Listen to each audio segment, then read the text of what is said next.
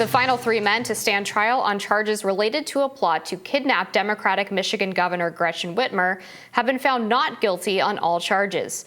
Eric Molitor and twin brothers William and Michael Null were among 14 men charged in state and federal court over the alleged plot. They were each acquitted on 1 count of providing material support for a terrorist act and possessing a firearm when committing or attempting to commit a felony. So it seems to me that this was the kind of a case. It was 14 days of testimony. All of these 3 guys look the same. You can hardly tell them apart. But, they're trying to determine where these key players in this kidnapping plot of Whitmer following the 2020 election. And I guess they either determined, no, they weren't guilty of these things. A lot of people said that this was like a military style plan, that they were working together and practicing with their guns. Very scary stuff, but ultimately, I guess they were acquitted. Yeah, I mean, the issue here with these 3 particular guys is that they actually broke off from the group when it started to get more radical and actually discuss plans to kidnap the governor. But it's important to remember that this plot in the first place would not have existed without the FBI's interference. So basically what happened is, if we go back to 2020, there were a few guys who were very isolated during the pandemic. They were perhaps unemployed. Some of them were using drugs, and they would chat on this Facebook group about anti-law enforcement and anti-government sentiment. Certainly nothing illegal. But there was an individual who informed to the FBI about this group and suggested that there was something untoward happening, or that these guys were going to become more radical. So what the FBI did is they actually employed a dozen or more different agents, as well as undercover agents, to actually create new Facebook groups, bring these guys in, and be responsible for their radicalization. It was the FBI informants who were working within this group who first brought up the idea to kidnap the governor. The FBI was the one that brought up the idea separately of trying to assassinate the Virginia governor, who was a Democrat at the time. They were the ones who suggested having the surveillance of Gretchen Whitmer's home. They were the ones who suggested having firearms training. I mean, every escalation that occurred in this supposed plot of a radical set of Americans, or right-wing extremists or domestic extremists, was basically orchestrated by the FBI. And so there was a legitimate defense from the lawyers in this case that their clients were entrapped by the FBI. This did not fly with every defendant. There were some who were in fact found guilty because they were basically right in there with the informants in terms of becoming radical or helping to plan this attack against Gretchen Whitmer.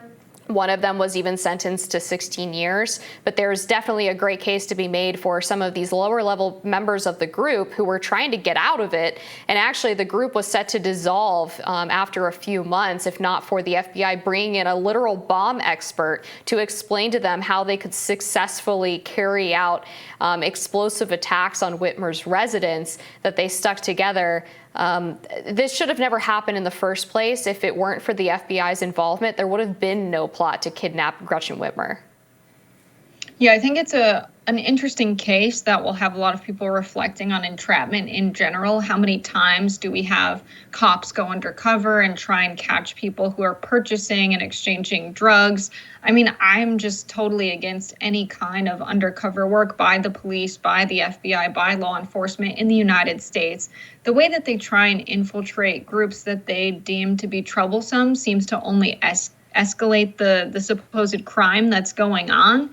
And so I think it's a good time for everyone to reflect on what entrapment means, but also to reflect on the political climate post-2020, that there were these 3 guys, the twin brothers and their buddy, that were willing to attend these drills and show up to Whitmer's residence. I think it speaks to the political climate, which I think would have existed independent of what the FBI was up to. There was just this sense of hostility towards anyone who was upholding the 2020 election results and not questioning them in the Trump faction.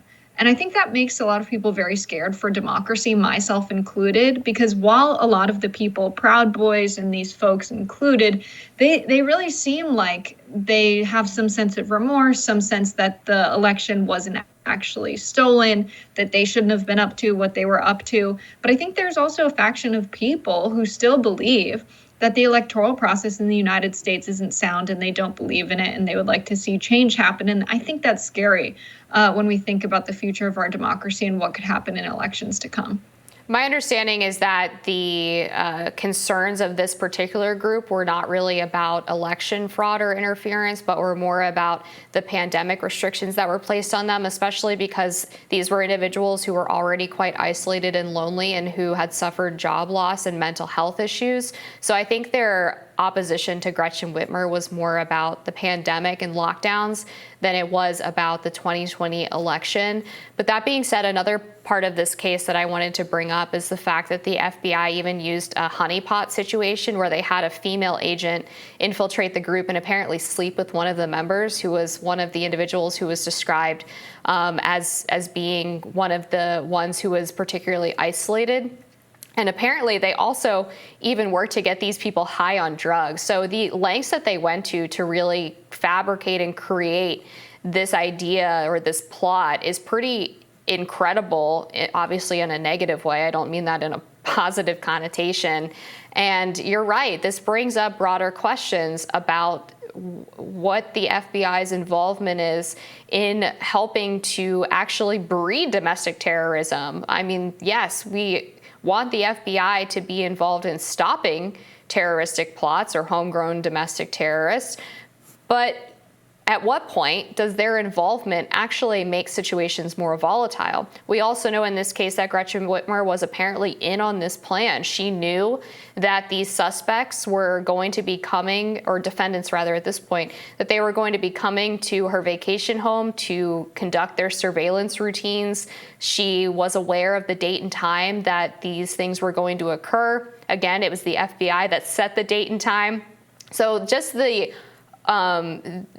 extent of the infiltration, the extent of the undercover work by the FBI, the intentional manipulation of the defendants through drug use, sex, and the attempts to radicalize them through this sort of feeling of brotherhood is incredibly disturbing. And I think it's at least a little bit of justice that these three guys were able to be acquitted on these charges. I think the jury probably saw right through the government scheme.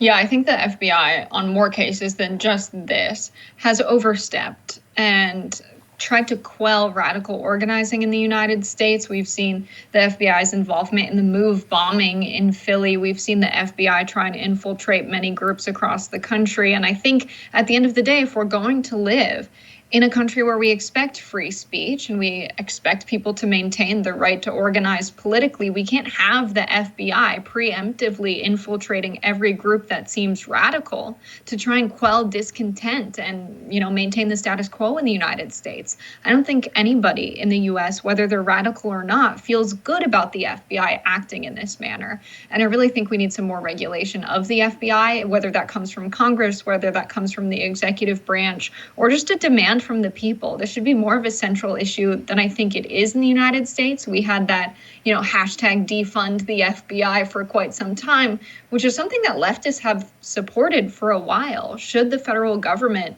be investigating citizens to this degree in the name of national security? I just don't think so, especially when you have the police not preemptively investigating cases of stalking when it comes to women, not investigating potential murders, not investigating potential sexual assaults, but instead we have the FBI preemptively investigating political organizing. It just doesn't sit right with me that that's the priorities of our justice system. Exactly. I mean, the FBI dropped the ball in the Larry Nassar sex abuse case. They dropped the ball on Jeffrey Epstein because apparently they're too busy trying to coerce people into committing crimes. I mean, sure, there's an argument to be made that these guys might have radicalized each other and found each other without the FBI's intervention.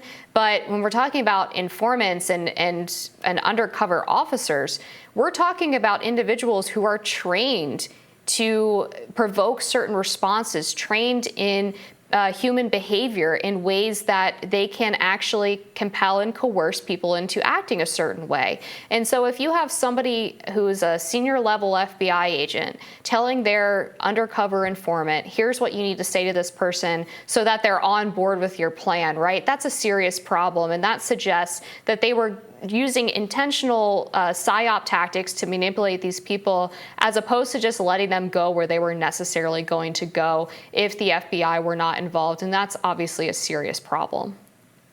Yeah, absolutely. I think, when we consider all of what was going on around the 2020 election, there was a lot of organizing. There were a lot of people that were led by misinformation. And when we think about what the government response could be, is spending public dollars on surveillance, spending public dollars on entrapment. Is that a good use of money? Or if we're concerned about people making good political decisions with all of the information potentially available, maybe we should be spending public dollars on things like education, on things like improving the electoral process. It just seems backwards to me, and almost like it's exacerbating the problem we have around political radicalization and people acting violently on political beliefs that end up being based in misinformation.